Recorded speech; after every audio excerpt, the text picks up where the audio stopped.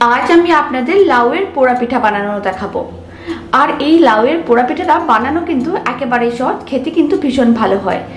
আপনারা যে কেউ কিন্তু খুব সহজে লাউয়ের পোড়া পিঠাটা বাড়িতে বানিয়ে ফেলতে পারবেন। আর এই লাউয়ের পোড়া পিঠাটা বানানোর জন্য কলা পাতা বা উনুনের কোনো কিছুই প্রয়োজন পড়বে না। বানানো একেবারেই সহজ। রেসিপিটা শেষ পর্যন্ত দেখার জন্য আপনাদের কাছে আমার অনুরোধ রইল।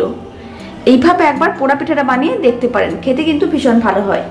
এখন আমি আপনাদের কেটে দেখাচ্ছি।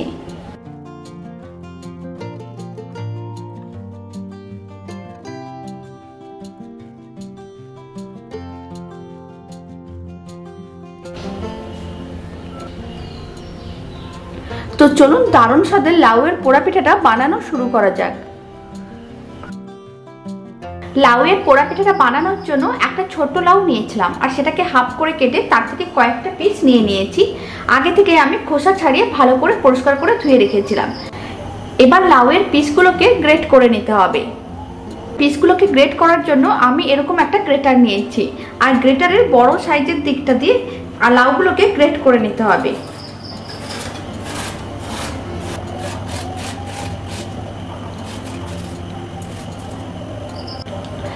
একইভাবে সমস্ত লাউয়ের পিসগুলোকে গ্রেট করে নিচ্ছি।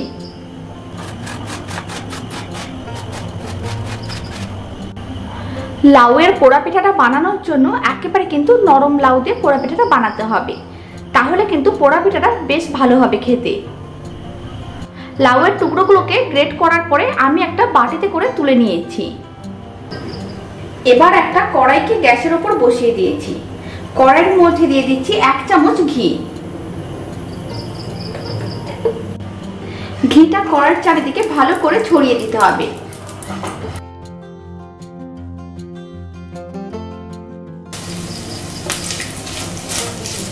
বেশ কিছুটা নারকেলকে আমি ছোট ছোট টুকরো করে রেখেছিলাম। সেই নারকেলের টুকরোগুলোকে এখন আমি 1 মিনিটের মতন ভেজে নেব। নারকেলের টুকরোগুলোকে 1 মিনিটের মতন ভেজে নিয়েছি। এখন আমি এর মধ্যে দিয়ে দিচ্ছি কাজু বাদাম। 10টার মতন কাজু বাদামকে হাফ করে রেখেছিলাম, সেটা দিয়ে দিয়েছি। আর 15-20টা কিশমিশ দিয়ে দিচ্ছি। আবারও একসঙ্গে ভালো করে ভেজে নিতে হবে।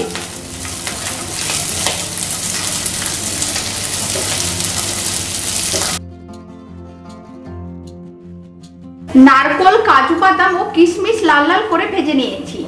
এবার আমি এর মধ্যে দিয়ে দিচ্ছি 1 বাটি চালের গুঁড়ো। এখানে আমি গোবিন্দভোগ চালের গুঁড়ো নিয়েছি, আপনারা যে কোনো চালের গুঁড়ো নিতে পারেন। গোবিন্দভোগ চালের গুঁড়ো নিলে পিঠাটা কিন্তু খেতে বেশ ভালো লাগবে। আপনারা যে কোনো ধরনের আতপ চালের গুঁড়ো নিতে পারেন। এখন ভালো করে মিশিয়ে নিতে হবে।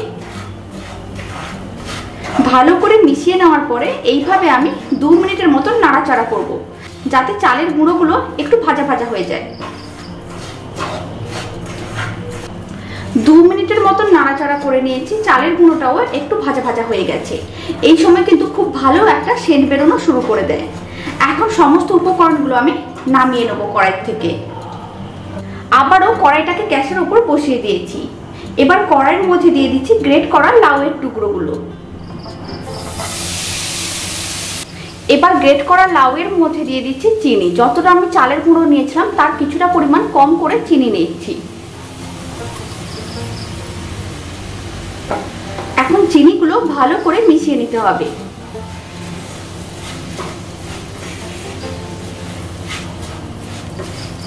আলাদা করে কোনো রকম জল দেওয়ার দরকার নেই। ফ্লেমটা লোতে রাখলে চিনিগুলো মেল্ট হয়ে যাবে।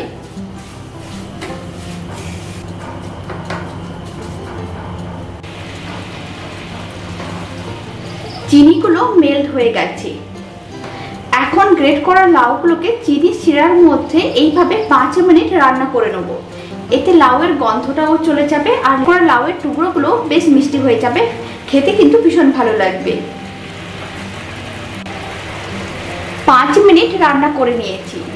লাউয়ের টুকরোগুলো অনেকটাই নরম হয়ে গেছে। এবার আমি এর মধ্যে দিয়ে দিচ্ছি 500 ml দুধ। আবারও খুব ভালো করে মিশিয়ে নিতে হবে। ভালো করে মেশানো হয়ে গেছে। আগে থেকে তুলে রাখা চালের গুঁড়ো, কাজু, কিশমিশ ও নারকেলের টুকরোগুলো এখন আমি দুধের মধ্যে দিয়ে দেবো।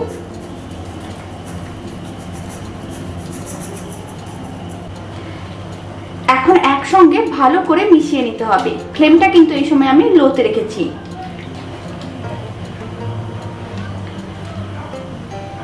এখন কন্টিনিউ নাড়াচাড়া করে মিশ্রণটিকে ঘন করে নিতে হবে। আর এই সময় আমি দিয়ে দিচ্ছি 1 চামচ লবণ। লবণ দেওয়ার কারণে যে কোনো পিঠে খেতে কিন্তু বেশি ভালো লাগে। এখন লবণটাও ভালো করে মিশিয়ে নিতে হবে। এখন এইভাবে কন্টিনিউ নাড়াচাড়া করে মিশ্রণটি ঘন করে নিচ্ছি, তারপর আমি আপনাদের দেখাচ্ছি। এখন আমি আপনাদের 2 মিনিট পরে দেখাচ্ছি। আপনারা দেখুন মিশ্রণটা ঘন হয়ে যাচ্ছে। এইভাবে কন্টিনিউ নাড়াচাড়া করে মিশ্রণটি বেশ ঘন করে নিতে হবে।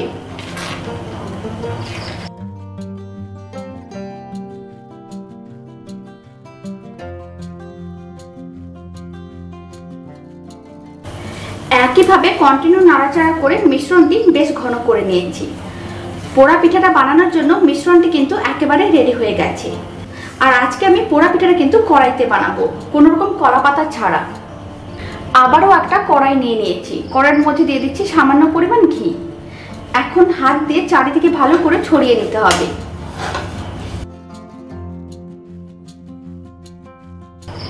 ঘিটা কড়াইয়ের চারিদিকে ভালো করে ছড়িয়ে নিয়েছি।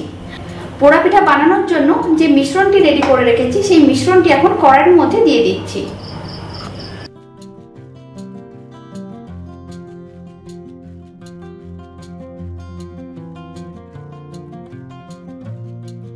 এখন পোড়া পিঠা বানানোর মিশ্রণটিকে কড়াইয়ের চারিদিকে ভালো করে এভাবে ছড়িয়ে নিতে হবে।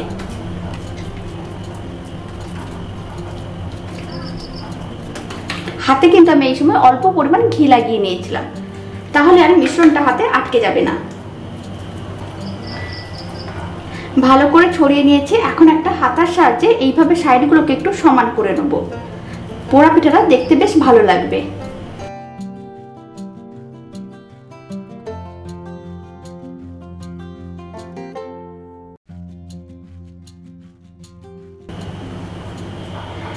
এখন কড়াইয়ের ঢাকনাটি বন্ধ করে দিচ্ছি। আর কড়াইয়ের ঢাকনার মধ্যে যে ছিদ্রটি আছে সেটাকেও ছোট্ট কাগজের টুকরো দিয়ে বন্ধ করে দিতে হবে, যাতে ভেতরে হাওয়া বাইরে না বেরোতে পারে। মিডিয়াম টু লো ফ্লেমে এইভাবে 1 ঘন্টা রেখে দিতে হবে। 1 ঘন্টা পরে আমি আপনাদের দেখাচ্ছি। পিঠেটাকে 1 ঘন্টার মতন রান্না করে নিয়েছি। প্রথমে একটা দিক 40 মিনিট রান্না করে নিয়েছিলাম, তারপরে উল্টো দিকটাকে 20 মিনিট রান্না করে নিয়েছিলাম। দুদিক রান্না করার পরে পিঠেটাকে এইভাবে আরো 30 মিনিট রেখে দিয়েছিলাম যাতে ঠান্ডা হয়ে যায়। পিঠেটা কিন্তু ঠান্ডা হয়ে গেছে। এখন আমি পিঠেটা কড়াই থেকে নিয়ে নেব।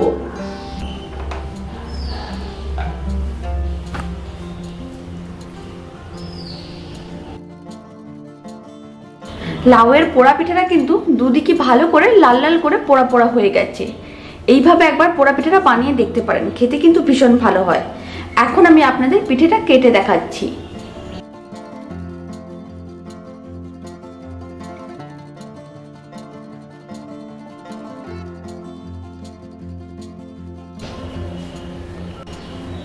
তো চলুন ভিডিওটা আমি এখানেই শেষ করছি। আপনারা সবাই ভালো থাকবেন, সুস্থ থাকবেন। আপনাদের সঙ্গে আবার আমার নতুন রেসিপি নিয়ে দেখা হচ্ছে।